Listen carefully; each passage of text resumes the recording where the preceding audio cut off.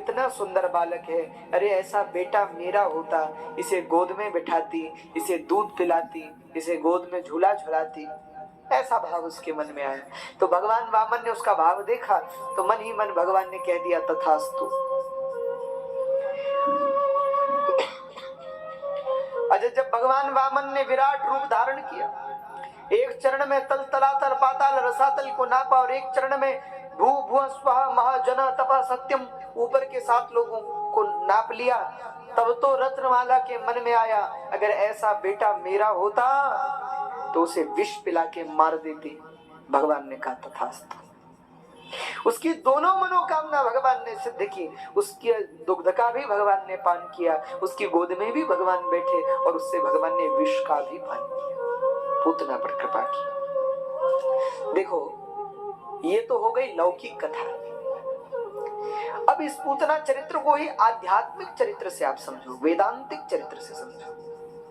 पूतना चरित्र में बड़ा वेदांत भरा पड़ा है। ये पूतना कौन है आप जानते हैं? पूतना अविद्या का स्वरूप है जो गोकुल में आई है। देखो, पूतना किस दिन आई गोकुल में आप लोगों को पता है? कौन सी तिथि थी उस दिन, किसी को पता है? अरे बोलो माताओं, आप लोगों को किसी को पता है क्या तिथि थी उस दिन जिस दिन पूतना आई थी? उस दिन थी चतुर्दशी। क्या थी? हाँ, चतुर्दशी थी। तो पूतना चतुर्दशी के ही दिन क्यों आई? क्योंकि पूतना जो है ना वो अविद्या का रूप है। अच्छा, पूतना को भेजने वाला कौन है? कंस। कंस क्या है तो शुरू से समझो। कंस है अभिमान, और अभिमान ही भेजता है किसको? अविद्या को। कंसेन प्रहिता घोरा, कंस के द्वारा भेजी गई है, यानी अभिमान के द्वारा ही प्रेरित है। कौन? अविद्या। और जब अविद्या आती है तो कहां आती है? गोकुल में आती है। और गोकुल का अर्थ क्या होता है? गो शब्द का अर्थ गाय तो होता ही है, गो शब्द का अर्थ इंद्रिया भी होता है। तो गोकुल, गो यानी इंद्रिया, कुल यानी समूह, तो इंद्रियों का समूह यानी ये शरीर। हमारे जीवन में, हमारे शरीर में अविद्या कब आती है? जब अभिमान इसे भेजता है। अभिमान ही जीवन में अविद्या को भेजता है। और अविद्या जब हमारे जीवन में आती है तो किस दिन आती है? चतुर्दशी के दिन। चतुर्दशी का मतलब अविद्या का प्रवेश वेदांत ने चतुर्दश तत्वों में बताया। कल मैंने आपको 24 तत्वों के बारे में बताया था, लेकिन 24 तत्वों में अविद्या का प्रवेश नहीं है। अविद्या का प्रवेश केवल 14 तत्वों में। कौन कौन? 5 ज्ञानेंद्रियां, 5 कर्मेंद्रियां, 10 4 अंतःकरण, चतुष्ट मन बुद्धि चित्त और अहंकार। इन 14 तत्वों में अविद्या रहती है। इसीलिए पूतना रूपी अविद्या गोकुल रूपी शरीर में कब आई? बोले चतुर्दशी के दिन आई। चतुर्दश तत्वों में उसने प्रवेश किया। लेकिन देखो, एक बात और समझो, अविद्या किसको मारती है? पूतना किसको मारती है? बड़ों को नहीं मारती। पूतना बाल घातिनी, बालकों को मारती है। जो छोटे बच्चे हैं ना, उनको पूतना पकड़ती है। अविद्या भी बड़े लोगों को नहीं पकड़ती। किसको पकड़ती है? बालकों को पकड़ती है। बालक यानी, बालक कौन है? केवल आयु जिसकी कम है वो बालक नहीं है। जो अबुध है, जो वेद वेदांत शास्त्र उपनिषद ज्ञान नहीं जानता, वो भी क्या है? बालक है। जो माया को नहीं जानता वो भी क्या है? बालक है। तो जो सामान्य से जीव है, बाल स्वभाव के जीव हैं, जो बहुत ज्ञानी नहीं है, सीधे सरल लोग हैं, ये अविद्या उनको ही पकड़ती है, उन्हें ही घेरती है।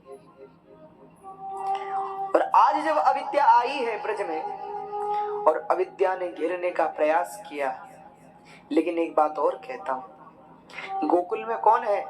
गोविंद है, भगवान है। भले ही आपके पास ज्ञान ना हो, भले ही आपके पास वैराग्य ना हो, लेकिन भक्ति हो। अगर भक्ति होगी और ठाकुर जी आपके हृदय में होंगे तो इस अविद्या से आपको कौन बचाएंगे? बोलो, भगवान बचाएंगे। देखो, जो ज्ञानी होते हैं ना, उनके पास तो ये जाती ही नहीं, अविद्या उनके पास नहीं जाती। क्योंकि जो ज्ञानी होते हैं वो अपने ज्ञान रूपी अग्नि में यथैधांसी समिद्धोग्निर भस्मसात् कुरुते अर्जुनः ज्ञानाग्नि सर्वकर्माणि भस्मसात् कुरुते तथा। भगवान गीता में कहते हैं जो ज्ञानी होते हैं वो अपने ज्ञान रूपी अग्नि में अविद्या को जलाकर भस्म कर देते हैं। तो अविद्या पकड़ती है सीधे साधे लोगों को, माया पकड़ती है सीधे साधे लोगों को, जो घर परिवार में रहने वाले लोग हैं, जो वेद वेदांत ज्ञान को जानने वाले नहीं है, जो आत्मज्ञान नहीं जानते, ये अविद्या उनको पकड़ती है।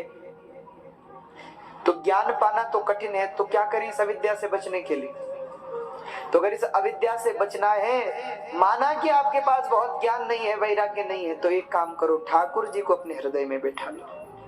अगर भगवान आपके हृदय में बैठ जाएंगे और आप भगवत शरणागत हो जाओगे तो निश्चित भगवान ही इस अविद्या से आपकी रक्षा करेंगे। आज भगवान ने पूतना रूपी अविद्या का अंत किया और भगवान ने ब्रजवासियों की रक्षा की। तो यहाँ पूतना वध की कथा है। पूतना वध के बाद तो भगवान ने तृणावर्त को मारा। तृणावर्त कौन है जानते हैं आप? एक बवंडर के रूप में आया।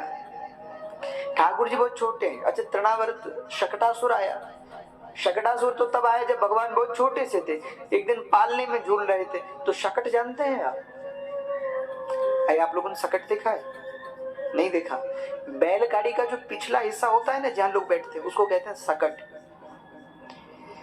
तो उस शकट के नीचे मैया ने भगवान का पालना लगा रखा था। और पालना क्या छुपाया हुआ था भगवान को। गोपियां भगवान को सोने नहीं देती, जब मन करे तो उठा लें, गोद में बिठा ले। तो मैया ने कहा इनसे छिपाने के लिए क्या करूं, तो पालने में सुला दिया और पालने को शकट के नीचे रख दिया। तो ये शकटासुर आया तो शकट दबा करके भगवान को मारना चाहा, लेकिन भगवान ने चरण का प्रहार किया तो शकटासुर सीधे जमुना किनारे जाकर के गिरा और मृत्यु हुई उसकी। तो भगवान ने शकटासुर पर कृपा की, उसका वध किया। इसके बाद आया तृणावर्त। तृणावर्त क्या है? हवा का बवंडर।